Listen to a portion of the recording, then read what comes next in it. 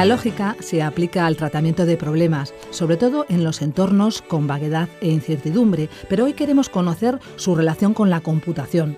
Está claro que la ciencia actual se fundamenta en la lógica. Esta es la cuestión que se estudia en el curso de formación permanente de la UNED, que lleva por título Lógica y Computación. Hemos invitado a su director.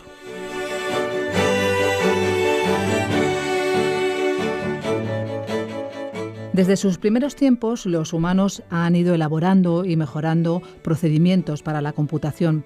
Y esto es cierto ya desde los mismos orígenes, como es el caso de Mesopotamia, o de las más modernas derivaciones de las matemáticas, como es el campo de la inteligencia artificial.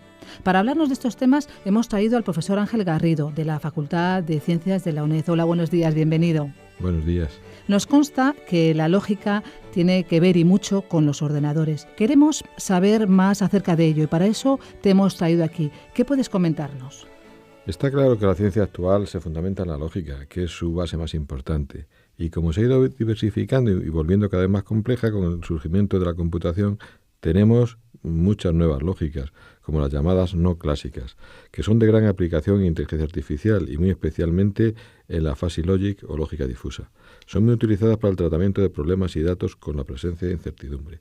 Dichos nuevos sistemas fueron desarrollados desde las primeras décadas del siglo XX, partiendo de algunas de las regiones, que luego serían naciones, del antiguo Imperio Austrohúngaro, como sería el caso de Polonia y de su escuela de Lwów, Varsovia, que es la cuna de las lógicas multivaluadas, con personajes de la talla de Łukasiewicz o Alfred Tarski, porque este es el modo de razonamiento humano y nos permite conseguir una sutileza y una adaptabilidad de la que carecía el mundo bivaluado de blanco y negro, introduciendo para ello toda la escala de grises. Luego sucede también que ha ido encontrando múltiples aplicaciones, sobre todo en el Japón, que vienen siendo de gran éxito comercial. Tal es el caso de su labor de mejora de los termostatos, de las cámaras fotográficas, de las lavadoras o de los microondas, de los frenos ABS de los coches, en robótica, etc. De entre todas las épocas, recientes o no, de la historia de la humanidad, una de las más esplendorosas, sin duda, ha sido esa de la Centroeuropa de la primera mitad del siglo XX. Y lo ha sido en todos los aspectos de la cultura, como el científico, el literario, el filosófico, el artístico, etc. ¿Puedes contarnos algo acerca de cómo fue posible todo aquel florecimiento que luego de pronto se eclipsó? Para poder responder esta pregunta, hemos de remontarnos en el tiempo y relatar algo de la historia de lo que fuera ese gran imperio austrohúngaro, que le sirvió como de caldo de cultivo. Su extensión era muy considerable, lo que hoy equivaldría a un puñado de países, por lo que luego se verá. También sus lenguas eran diversas, según la región de que se tratase. Polaco, checo, serbio, ruteno, italiano, alemán, rumano, húngaro, etc. Formaban, pues, un mosaico bastante heterogéneo, que precisamente por eso, al estar ya infectadas por las corrientes nacionalistas que venían del movimiento romántico, saltaría por los aires, tras soportar una amarga derrota en la Gran Guerra, esa que nosotros llamamos la Primera Guerra Mundial, y que ellos pensaban que era la Gran Guerra y la última. A partir de entonces, esas piezas del puzzle se fueron disgregando, separándose del conjunto, quedando así muy mermado, reduciéndose con el tiempo casi a lo que ahora son Austria y Hungría. Pero desde allí radiaron muchas de las mentes y teorías más importantes del siglo. ¿Cuál era, digamos, la cabeza de tan gigantesco cuerpo? Porque se habla mucho de diferentes ciudades que hicieron como de polos de atracción en el imperio durante este tiempo. Pero ¿cuáles eran estas? Y de entre todas ellas, ¿cuál era la esencial? Bueno, no cabe duda que a la cabeza de tan gran imperio estaba la macrociudad, para la época, de Viena, ya que en ese tiempo no solo era la capital intelectual y artística, sino también la capital financiera de Europa. Hubo otras ciudades importantes, como es el caso de Budapest, que llegó a tener la capitalidad compartida con Viena, en el reino bicéfalo de Austro-Hungría. También notables fueron Praga, Varsovia, Lwów, Lemberg, en su nombre alemán, conocida entonces como la pequeña París. De allí vendrán luego muchos de los mejores científicos y pensadores, en buena parte judíos, que llevaron el saber a los campus ingleses y americanos. Tal es el caso de Janos Neumann, John von Neumann en los Estados Unidos, o de Leo Szilard, premio Nobel de Física, que procedían de Budapest, o de Alfred Tarski, el ayudante de Jan Łukasiewicz, procedentes de las universidades de Lwów y de Varsovia, o de Norbert Wiener, o de Stanislav Ulam, entre otros. Hemos nombrado algunos de los más notables, pero también debemos citar aquí al moravo Kurt Gödel, quien enunció y probó en 1931 sus afamados teoremas de incompletitud, según los cuales si un sistema es suficientemente rico para expresar la aritmética es consistente, entonces no es completo, y si es completo no es consistente. Dicho de otro modo, que no existe una axiomatización completa y computable de las teorías de primer orden de los números naturales. O sea, que no cabe disponer de una lista razonable de axiomas a partir de los cuales se puedan demostrar exactamente todas las afirmaciones verdaderas de la teoría de números. También podríamos mencionar al austríaco Ludwig Wittgenstein, tan loado y comentado posteriormente. Fue el discípulo en Cambridge de Bertrand Russell, pero con el tiempo disentirían en muchos aspectos. Wittgenstein tuvo inicialmente que ver con el Círculo de Viena, cuyos miembros, especialmente su fundador Maurice Schlick, le profesaban una auténtica veneración. De hecho, su obra, Tractatus Lógico-Filosóficos, era tenida por ellos como una especie de Biblia del grupo. Hay un detalle anecdótico que se suele comentar a veces, y es que Wittgenstein era el hijo del industrial más rico de Austria, y cuando falleció su padre se negó a aceptar nada del dinero de la herencia y pidió que se repartiera entre sus hermanas. Y se fue, habiendo estado de profesor en Cambridge, pidió una plaza de maestro de pueblo y se fue a un pueblo de las montañas austriacas.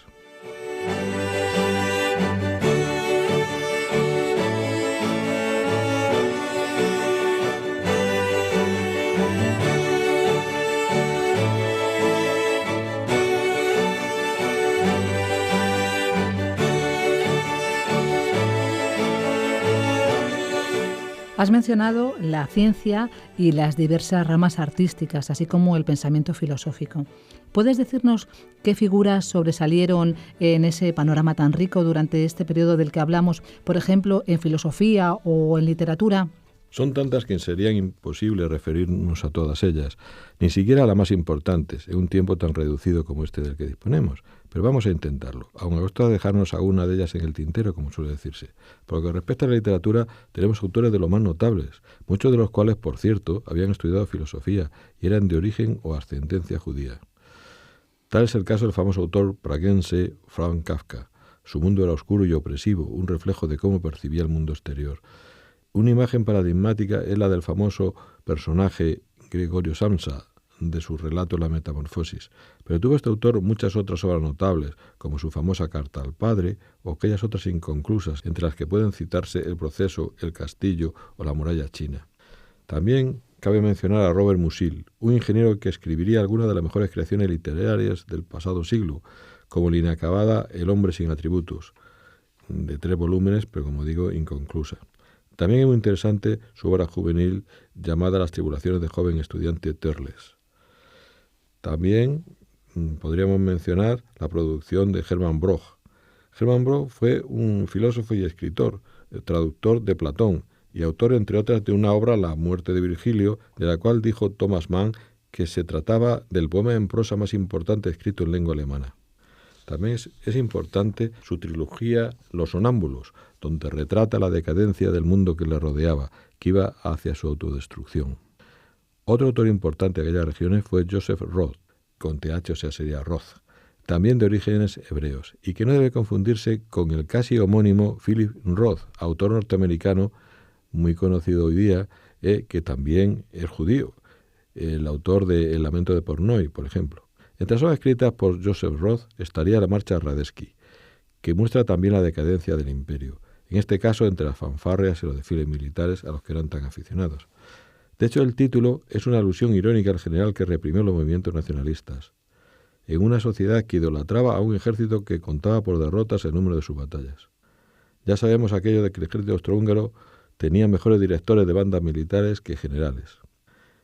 Esto es una reflexión que incluyó en una de sus obras Stefan Zweig, que es otro de los escritores notables de ese mundo. Cabe mencionar creadores de otros ámbitos literarios, como el poeta checo Rainer Maria Rilke, el mejor en lengua alemana de toda la primera mitad del siglo XX. Rilke fue durante meses el secretario en París del escultor Auguste Rodin. En dicha ciudad escribiría los cuadernos de Malte Laurence Bridge, novela escrita a modo de diálogo. Sus grandes temas son el amor y la muerte, y en Trieste compuso las elegías del Duino. ¿Y qué nos puedes decir en lo referente a la filosofía? Bueno, la filosofía creció fuertemente entrelazada con las ciencias, especialmente con la física y las matemáticas. No debemos olvidar que se formaron varios grupos importantes de pensadores, como el muy renombrado Wiener Kreis o Círculo de Viena, creado por Maurice Schlick, un físico y filósofo, profesor muy respetado y considerado por sus alumnos, y que fue asesinado por un antiguo alumno de los nazis, que se había pasado o afiliado al partido de la Juventud Nacionalsocialistas, y que luego fue muy elogiado en la prensa por lo que había hecho. A este grupo pertenecieron Philipp Frank, Rudolf Carnap y otros. Aunque se dice que también se integrara en él Ludwig Wittgenstein, no parece que esto sea del todo cierto, pues aunque sus miembros tuvieran cierta veneración por su Tractatus, especialmente Schlick, y Wittgenstein acudiera a alguna de sus reuniones, no pareció hacerle demasiado caso ni participar de sus opiniones. De hecho, según parece, mientras los otros debatían temas filosóficos, él, vuelto de espaldas, leía poemas de Rabindranath Tagore. Entonces, le consideraban como miembro del grupo, pero él no se consideraba así. También existió entonces el menos conocido Círculo de Berlín, que giraba en torno a la figura del físico y filósofo de la ciencia alemán Hans Reichenbach, o en Polonia, con la aparición de la impresionante Escuela del Nuevo Varsovia, concentrada en la filosofía antirracionalista, científica y rigurosa, con caracteres propios que la distinguen claramente del Círculo de Viena antes mencionado. Provenía en realidad esta escuela de la línea de pensamiento centroeuropeo que fuera inaugurada por Leibniz, luego seguida por Bernardo Bolzano y tras este por Francisco Brentano, uno de cuyos discípulos, Casimir Twardowski, fundará la Escuela de Pensadores del Nuevo Varsovia, constituyendo toda una tradición admirable, ya que sus aportaciones a la lógica y las matemáticas han sido de las más notables de toda la historia. Basta mencionar a Stefan Banach, el padre y mayor cultivador del análisis funcional, en cuyos teoremas, resultados y paradojas aparece con frecuencia su nombre. O citar también merecidamente a Jan Łukasiewicz, el creador de las lógicas multivaluadas, teorías que luego han dado pie a las lógicas difusas, introducidas por el ingeniero azerí Lotizade. Técnicas que tantas aplicaciones y tanto éxito han tenido luego. Que inicialmente fuera el ayudante de Łukasiewicz, fue más conocido, Alfred Tarski, porque formó en la escuela de lógica que creara en la Universidad de California uno de los grupos más potentes que haya habido nunca en lógica matemática, al menos durante el pasado siglo, que se ramifica a través de lógicos tan brillantes como Alonzo Church, Alan Turing, Stephen Kleene. La teoría de la semántica de la verdad de Tarski es sin duda uno de los mayores logros científico-filosóficos de todo el siglo XX. Otros alumnos del antes mencionado, Twardowski, siguieron por otros derroteros, consiguiendo también gran renombre por ello. Tal sería el caso de Sigmund Freud, el padre del psicoanálisis. Recordemos que también Francisco Brentano cultivó la psicología, pero su punto de vista era el de la intencionalidad. Otro pensador de gran relieve fue Edmund Husserl, el padre de la fenomenología, para desarrollar la cual se inspiró precisamente en las ideas de Franz Brentano. Y entre los descendientes filosóficos de Husserl podemos mencionar a Maurice Merleau-Ponty, Martin Heidegger o Jean-Paul Sartre, influyendo también sobre gran parte del pensamiento contemporáneo. Y en la Escuela de Nuevo Varsovia hubo varias generaciones que se fueron sucediendo a lo largo del interbellum, o periodo de entreguerras, el que va desde 1918 hasta 1939, en algunos casos conectadas con los grupos de otras universidades, como la Universidad Jagielloniana de Cracovia. De ellas sobresalen pensadores como Roman Ingarden, que luego fue mentor, es decir, dirigió la tesis a un entonces poco conocido Karol Wojtyła, que fue doctor en filosofía y luego papa, como sabéis, e incluso elevado a los altares. Aparte de él, es muy conocido, y aún se usan sus manuales, Branislav Tatarkiewicz, como historiador de la estética. También Stanislaw Lesniewski, Tadeusz Kotarbiński, Mordecai Basber, Stanislaw Jaskowski, Jerzy Lupewski, Elena Rashowa, Roman Sikorski, etc. En esta generación hay que tener en cuenta que produjo una auténtica hecatombe, la invasión de Polonia por las tropas de los nazis, porque estos pensaban que en Polonia lo único que tenía que haber era esclavos suyos y que lo mejor era eliminar a toda cabeza pensante. Esto hizo que fusilaran o mandaran a campos de concentración a muchos de los más brillantes matemáticos, lógicos, filósofos, etcétera, que tenía Polonia. Y bueno, como decíamos antes, otro grupo notable se formó en la Universidad de Cracovia. Se suele llamar Círculo de Cracou o de Cracovia, Cracau, en fin, según el idioma que se utilice. Este grupo trabajaba desde el punto de vista más dentro de la tradición católica y tomista. Pero la novedad es que trataba de incorporar, modernizándolo, las nuevas herramientas de lo que entonces se ha conocido como la logística, por lo que sus miembros fueron muy criticados por los más ortodoxos y tradicionales elementos de la Iglesia Católica polaca.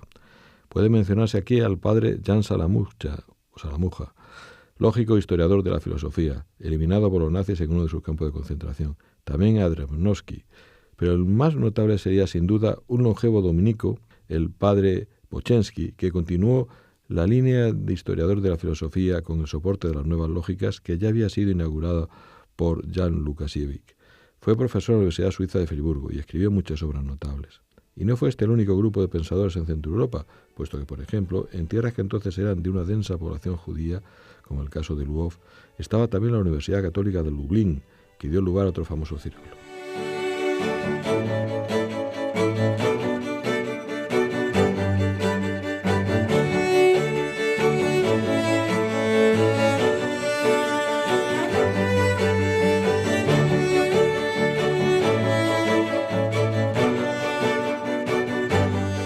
Ángel Garrido, hasta ahora hemos ido repasando brevemente los filósofos, encontrándose estos muy relacionados con las corrientes científicas del momento. Pero ¿no hubo allí y entonces una gran ebullición dentro de las corrientes artísticas de ese periodo, sea esto cierto para la música o para las otras artes? Bueno, sin duda es bien conocida la afición musical de Viena y de su corte, pero también dentro de cada una de las nacionalidades que componían ese puzzle, ¿no?, muchas tenían su propia tradición, como el caso de la húngara, ¿no?, que tenía una gran música popular que estuvo a punto de perderse si no fuera por la intervención de compositores como Zoltán Kodály o Béla Bartók. Pues muchos han sido los grandes compositores de aquellas tierras, por la tradición mantenida y por la afición que todas las clases sociales le dispensaban a este arte, dependiendo, claro está, de las posibilidades económicas, del tipo de composición musical. Los salones de la alta sociedad y las viviendas particulares de las gentes de posibles rivalizaban por llevar a sus veladas intérpretes o grupos que les aliviaran el paso del tiempo y les permitieran crecer en relevancia social. Se solía preferir para ellos las llamadas piezas de bravura, por su especial dificultad, teniendo curiosamente menos las de un Beethoven o las de Mozart, por considerarlas demasiado sencillas. Por su parte, era bastante apreciado Franz Schubert, y en el otro extremo era totalmente aborrecido Ricardo Wagner y su música, que además era demasiado aparatosa para tan pequeños recintos. Y tanto era el aprecio que mostraban por la interpretación de las composiciones musicales que hubo de publicarse una normativa en las ciudades que restringiera su ejecución a partir de una hora de la noche considerada como razonable. Otra rama artística de logro notable fue la de la arquitectura, generalmente siguiendo la corriente del llamado Jugendstil o Art Nouveau, que en España se llamó modernismo. Un claro ejemplo fue entonces el húngaro Odón Lechner. Una enumeración de todos los nombres sería imposible y estaría fuera de lugar. No disponemos de tiempo para ello. Entonces, volvamos al tema ya iniciado. ¿Cuál sería el estado actual de conocimiento de la Escuela de Lwów-Varsovia y de sus aportaciones? ¿Qué se ha escrito en los últimos tiempos acerca de ella y dónde podemos completar esta información? En España la recepción de las nuevas corrientes filosóficas ha sido muy irregular, pues en principio la guerra civil dejó a la universidad sin cabezas pensantes, cayendo muchas veces, para el caso de la filosofía, en manos de escolásticos y tomistas. Luego se fueron recibiendo lentamente y con suspicacia algunas de ellas, como la del neopositivismo o la del llamado diamat, materialismo dialéctico, en este caso con la pesada rémora de nuevos dogmatismos. Algunas obras extranjeras fueron siendo poco a poco traducidas, como fue el caso de la revista Los Cuadernos Teorema, donde apareció Para una historia de la lógica de enunciados, de Jan Łukasiewicz, una breve obrita de la que dijo Scholz que era la mejor que se había escrito nunca sobre historia de la lógica. Y más adelante hicieron bastante por dar a conocer las nuevas ideas pensadores como Javier Muguerza, quien publicó en Alianza los 2 primeros tomos de una antología de textos que aspiraba a ser de 5 volúmenes y no fue continuada. O muy señaladamente Alfredo de Año, quien aparte de sus atractivas clases de lógica en la Autónoma, publicó y comentó los estudios de lógica y filosofía de Lukasiewicz en la revista de Occidente. Luego, por su prematura muerte, se malogró lo que prometía ser un nuevo renacer de estos estudios en España. Tal y como había sucedido con otros pensadores españoles, como Miguel Sánchez Mazas, gran estudioso de Leibniz y continuador de sus investigaciones, este hubo de emigrar condenado al ostracismo por sus ideas socialistas y su antifranquismo. Otro caso parecido sea el de Manuel Sacristán, quien por su ideología de tipo marxista no pudo conseguir la cátedra de Madrid, desde la cual difundir sus conocimientos lógicos, no fuese a contaminar a la juventud con sus ideas comunistas. Más adelante ha habido otros profesores de lógica y filosofía del lenguaje, disciplina hoy muy entrelazada con la anterior, y algunos de ellos son muy notables, como el caso de Julián Velarde, de la Universidad de Oviedo, o de Juan José Acero, discípulo de Jaco Gíntica, lógico finés muy importante, ya fallecido, y este profesor Acero actualmente de la Universidad de Granada. Hay grupos de investigadores punteros, principalmente en la Universidad de Barcelona, Instituto de Inteligencia Artificial de esa ciudad, perteneciente al Consejo, o en la de Granada, o en la Universidad Pública de Navarra. Están muy relacionados con el estudio de la lógica difusa y de sus aplicaciones. Tal es el caso de Humberto Bustince o de Miguel Delgado Calvo Flores. Hubo también el caso de una tesis doctoral sobre la Escuela de Varsovia de un sacerdote español, el padre Pablo Domínguez Prieto, que apareció luego publicada como Indeterminación y Verdad. Pero su vida se malogró en Moncayo, en una desafortunada caída practicando su amado deporte, el de escalar nuevas cumbres. Hay un librito suyo titulado Lukasiewicz en Ediciones del Orto que puede ser de gran interés. También sabemos y nos han dicho que tú mismo has terminado presentando una tesis doctoral sobre estas cuestiones y que luego además has publicado 3 libros en los últimos tiempos. ¿Qué nos puedes informar sobre todo esto? Bueno, pues efectivamente llevo muchos años estudiando estos temas, dándole más y más vueltas, mirándolo de distintas perspectivas.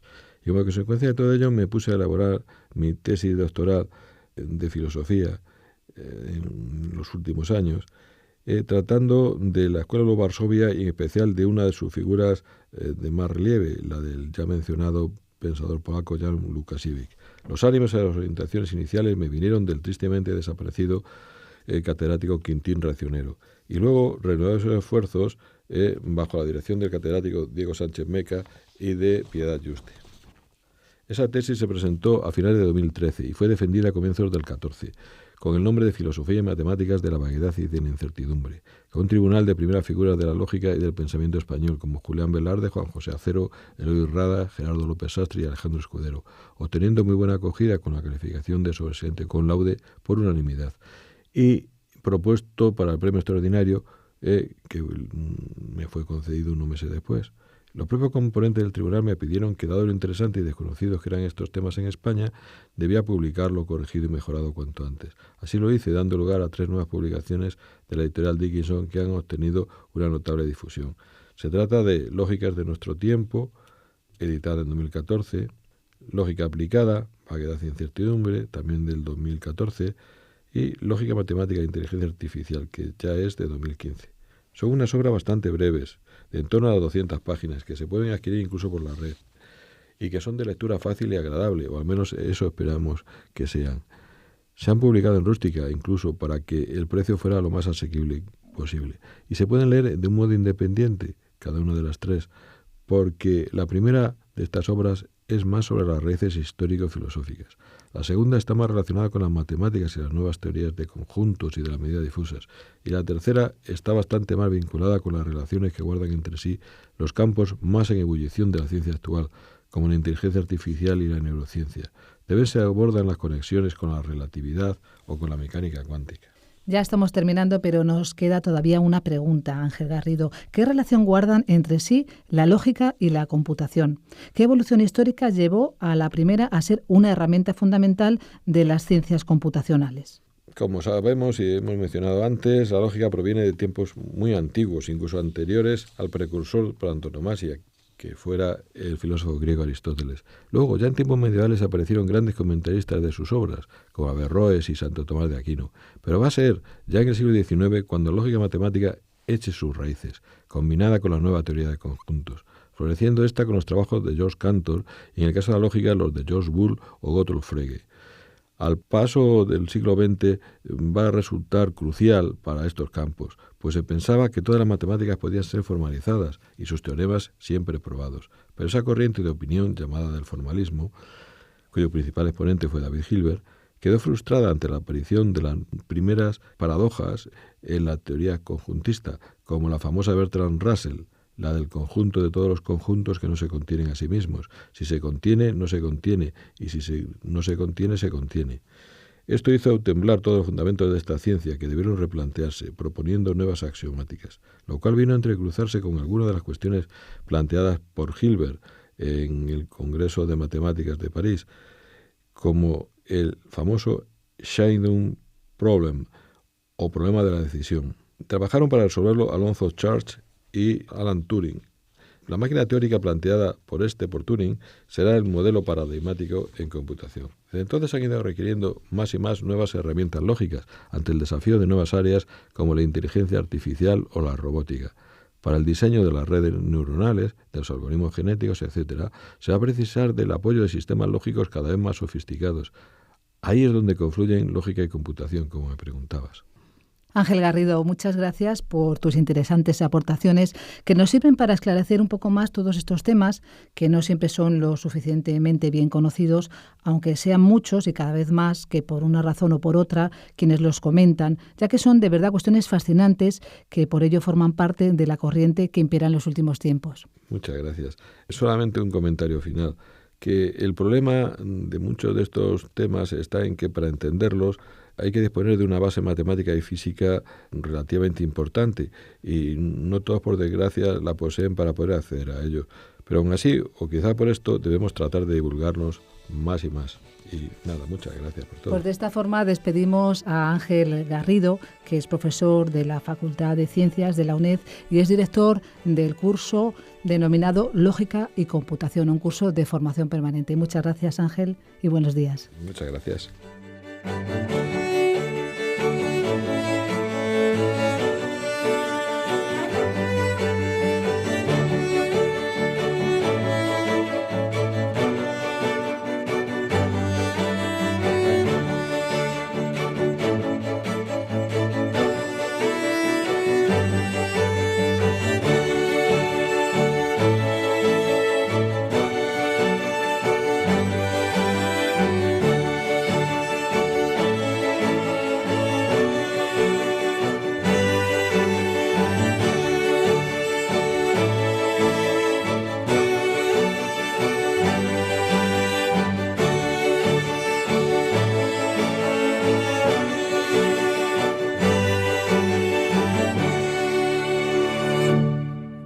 Sin distancias.